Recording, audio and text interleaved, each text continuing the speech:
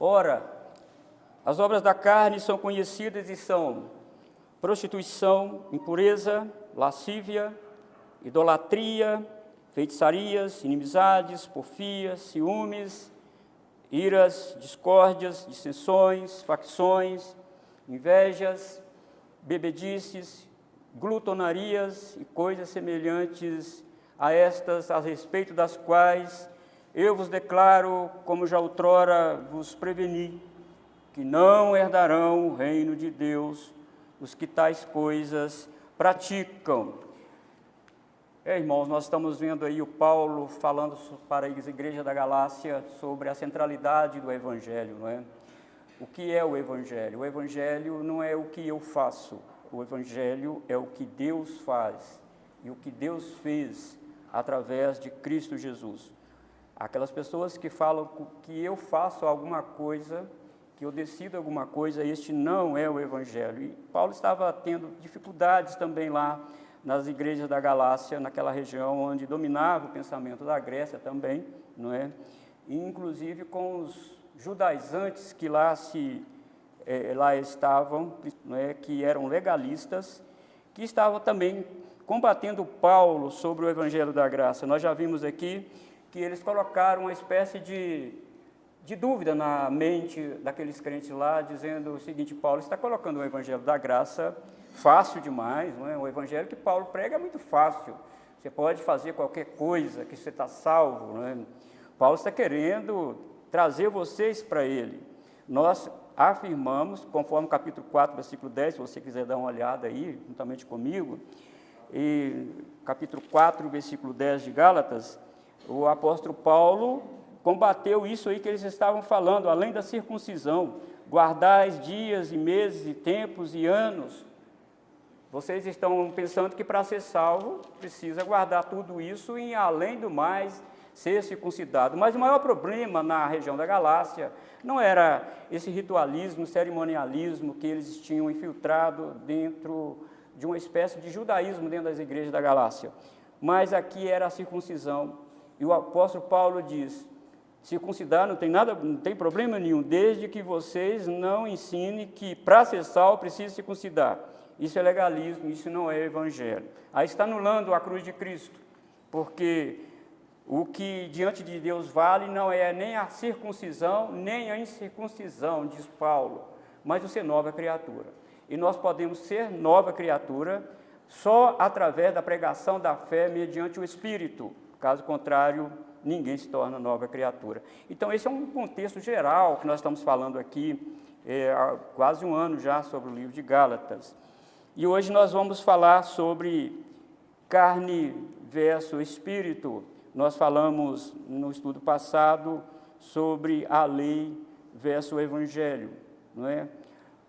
Paulo coloca aqui, você já viu falar na bula lá do remédio, da medicação que você toma, está lá o princípio ativo desse medicamento, né? Eu estou fazendo uso de um medicamento, aí está lá, eu perguntei ao médico, qual é o princípio ativo dele, o que ele faz? Eu falei, te dá vários efeitos colaterais. Se você ler a bula, diz o médico, você não vai tomar o remédio. Não é só esse, né? Todos os remédios têm um princípio ativo. O que é o princípio ativo? Aquilo que muda fisiologicamente o seu corpo para combater uma doença. Está dentro desse princípio ativo a potencialidade daquela medicação de combater determinada doença, algum mal. E o apóstolo Paulo, eu quero pegar, tirando isso, porque o apóstolo Paulo vai falar aqui de uma droga que era usada lá no culto da Galácia, lá da região da Grécia, que era muito usada, que ele usa aqui. O português usou feitiçaria, mas a palavra grega aqui é farmaqueia, quer dizer, é uma droga que era usada para ter a alucinação dentro do culto, para representar a divindade e também falar que aquilo ali era a manifestação dos deuses naquele ritual cultico. Não é por isso que eu estou colocando isso aqui na introdução, o princípio ativo. Então, o apóstolo Paulo está nos dizendo, irmãos, que move a nossa vida é o princípio ativo. É a carne que domina a nossa vida ou é o espírito?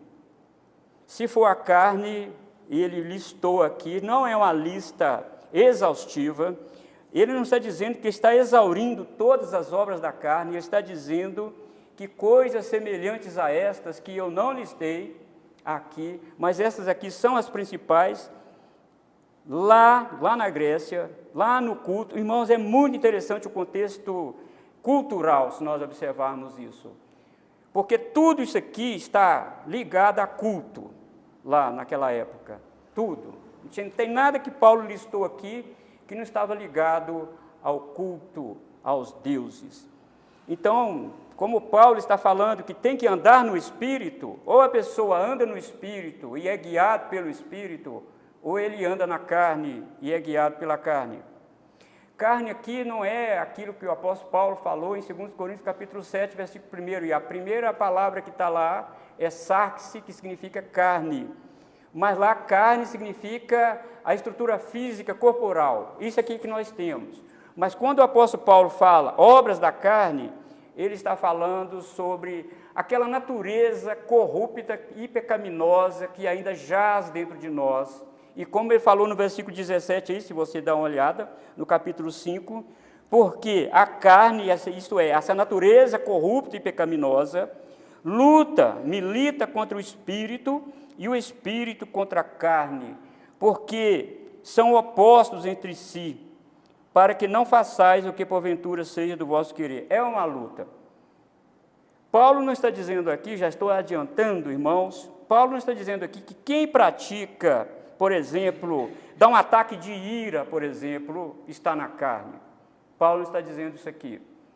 Paulo está dizendo que, mantendo isso, se mantiver isso, se essa natureza de prostituição, de impureza, estiver guiando a sua vida, e se você quer fazer isso, como diz o versículo 7, o Espírito está combatendo para você não desejar isso. Mas se você deseja isso constantemente e você não vence isso, então você está pendendo para a sua natureza corrupta. É isso que Paulo está falando. Todos nós temos ataque de ira, né? Quem não teve? Eu acho que até a Valma, que é mais calma, já teve ataque de ira. Então, todos nós já temos ataques nervosos, né, irmãos? Então, por isso, Paulo está falando, qual é o princípio ativo que vai agir aqui na nossa vida?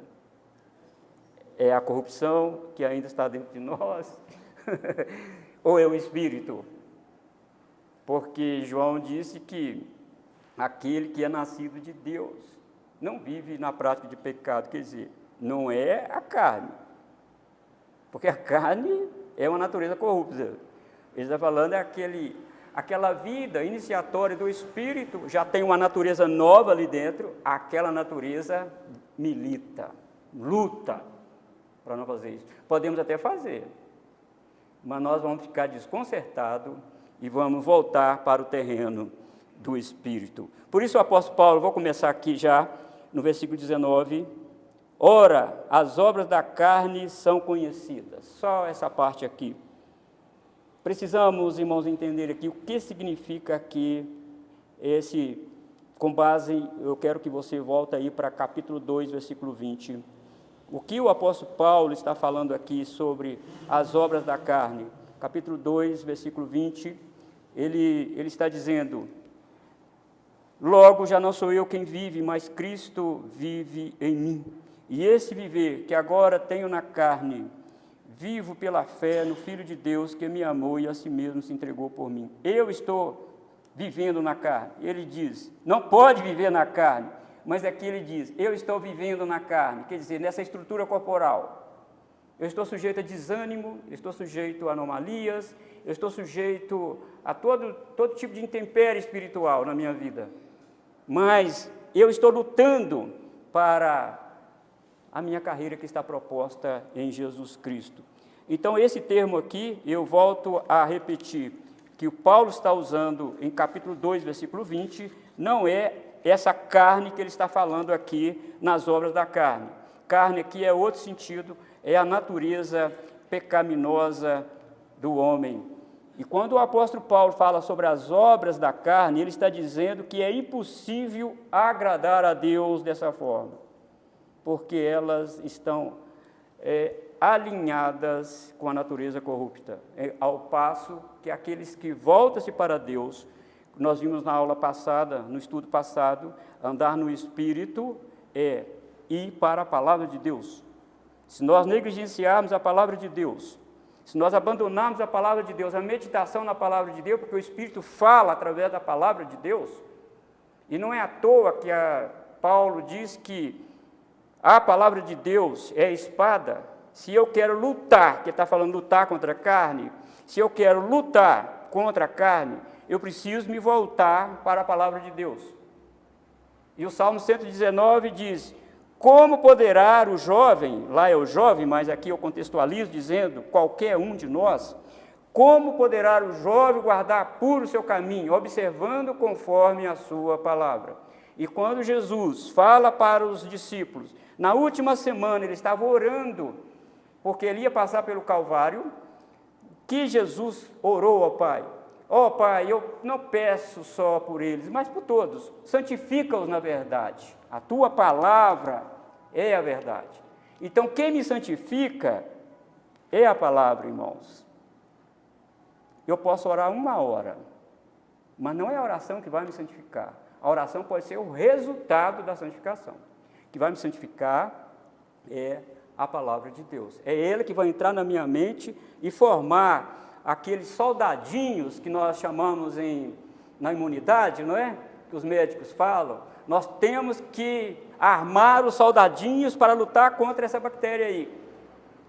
Por isso que eu não tenho nada a ver com isso, não é nada do nosso estudo aqui, mas se as pessoas ficam tomando antibiótico assim por conta própria, isso é um perigo, né? Porque pode estar enfraquecendo os soldadinhos do seu corpo e depois, quando vir mesmo mal, os soldadinhos estão tudo fracos, sonolento, não vai conseguir. Então, se eu quero, irmãos, se eu quero combater as obras da carne, se eu quero ganhar a vitória dia a dia sobre a carne, essa natureza corrupta, eu preciso andar no Espírito, eu preciso ser guiado pelo Espírito. E como eu posso ser guiado pelo Espírito? Pela palavra. Salmo 119, versículo 105. Lâmpada para os meus pés é a tua palavra e luz para o meu caminho. Então, eu só posso ser guiado pelo Espírito se eu detiver a minha mente na palavra de Deus. Se eu afasto a palavra de Deus, eu me enfraqueço. Eu estou falando todos nós, tá, irmãos? O pastor, o presbítero, todo mundo. O jovem, o casado, o solteiro, todo mundo. Então, Paulo está dizendo aqui, primeira coisa, que era um contexto de culto lá.